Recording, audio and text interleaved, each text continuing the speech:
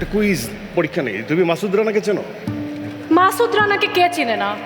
কাজী আনোয়ার হোসেনের অনবদ্য সৃষ্টি, যে সবাইকে টানে কিন্তু বাঁধনে জড়ায় না। না, সেটা ঠিক আছে, ঠিক আছে, কিন্তু আমি যে মাসুদ রানার কথা বলছি, তুমি কি তাকে চেনো?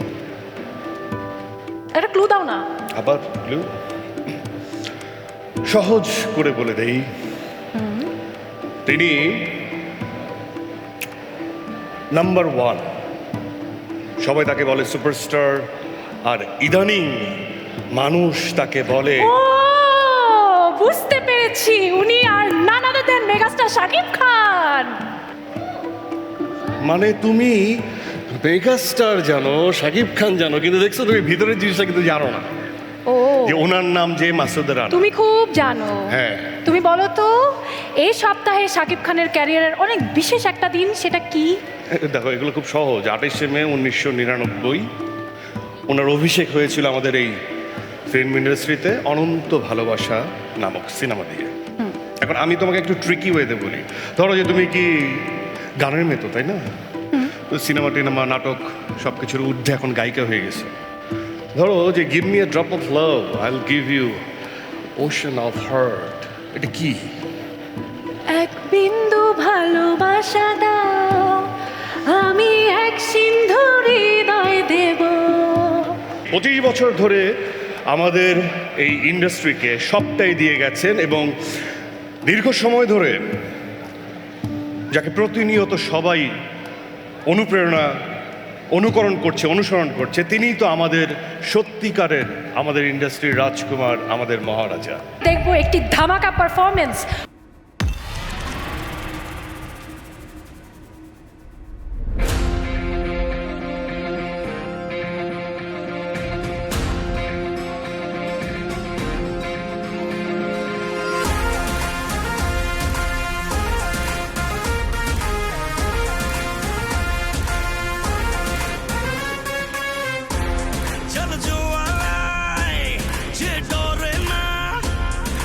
সর্বশাসনে ভয় রক্ত শ্মশানে জোর ক্ষমতায় যে হারে না, রয় সর্ব আমলে, রয় হিংস্র লহরে।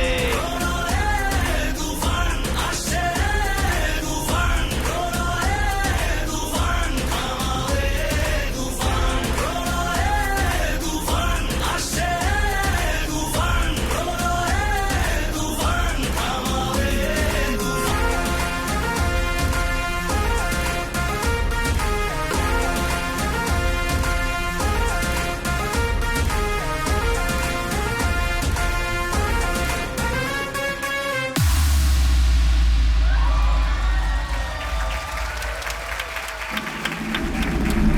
শাকিব খানের রজত জয়ন্তীর এই মোমেন্টটাকে, মুহূর্তটাকে উদযাপনের সুযোগ হাতছাড়া করতে চাই নাই।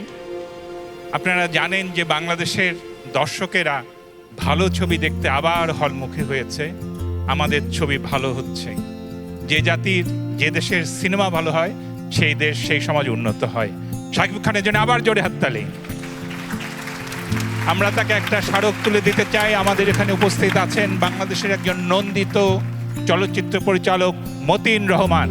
সর্বজন শ্রদ্ধেয় মতিন রহমানকে আমি একটু মঞ্চে আসতে বলছি। আর আমাদের প্রধান পৃষ্ঠপোষক এবং আমাদের সংস্কৃতি জগতেরও প্রধান পৃষ্ঠপোষক অঞ্জন চৌধুরী, স্কয়ার টয়লেটস লিমিটেডের ব্যবস্থা পরিচালক অঞ্জন চৌধুরীকে বলছি আমরা শাকিব খানকে একটা ছোট্ট স্মারক উপহার দেব তার 25 বছর উপলক্ষে।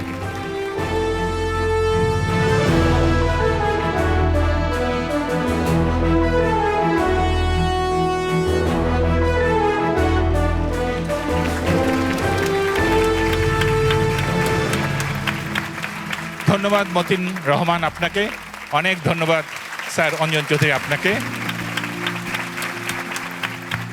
আনিস ভাই মনে করিয়ে দিল যে অনেক বছর হয়ে গেছে, 25 বছর হয়ে গেছে। আমার কাছে কিন্তু সবসময় মনে হয় যে সেই তো এলাম, ইন্টার ফার্স্ট ইয়ারে পড়ি, মাত্র ভর্তি হয়েছি, দেখতে শুনতে হয়তো একটু ভালোই ছিলাম, একটা সিনেমার অফার পেলাম, বললো 3 মাস সময় লাগবে, 3 মাসে সিনেমা শেষ হয়ে যাবে। 3 মাসের জন্য বাড়ি থেকে এলাম, আর ফিরে যাওয়া হলো না। 25 বছর পার হয়ে গেছে।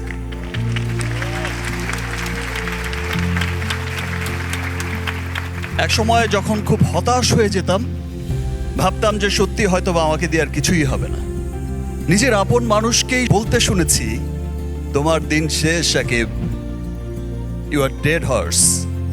ভেবেছি হয়তো এখানেই শেষ, ইতি টানতে হবে। আবার ভেবেছি যাওয়ার আগে একটা ট্রাই করে যাই, না হলে চলে যাব, ছেড়ে দেব চলচ্চিত্র। যা পেয়ে শূন্য হাতে এসেছিলাম, যা পেয়েছি তা অনেক।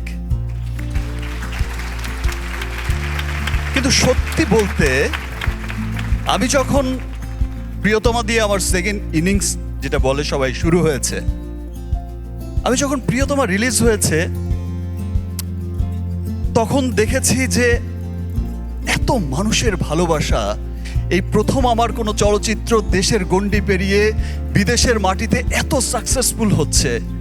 দেশের প্রত্যেকটা মানুষ সিনেমা দেখতে আসছে, উচ্ছ্বসিত ভালোবাসার সাগরে ভাসাচ্ছে।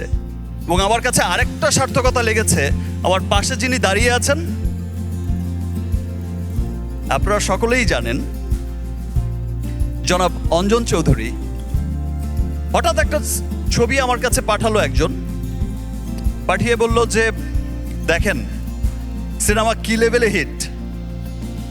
Thank you sir. সেই ছবিটা আমি দেখে আমার মনে হয়েছে যে অঞ্জন চৌধুরী তার সপরিবারে আমার সিনেমা দেখতে গেছে এবং সেই উচ্ছ্বাস প্রকাশ করছে। সত্যি সত্যি সিনেমা ইন্ডাস্ট্রি হিট হয়েছে, সত্যি সত্যি ভালোবাসার জোয়ারে সবাইকে বরবাদ করেছে। আর দেশ যেমনই হোক, এর মধ্য দিয়েই আমরা এগিয়ে যাচ্ছি, আমরা এগিয়ে যাব ইনশাল্লাহ। আমার দিন শেষ হয়নি। যারা বলেছে যে তোমার দিন শেষ, তাদের মুখের দিকে তাকিয়ে তাকিয়ে নীরবেই উত্তরটা দিয়েছি, দিন শেষ হয়নি, দিন তো মাত্র শুরু। Thank you sir.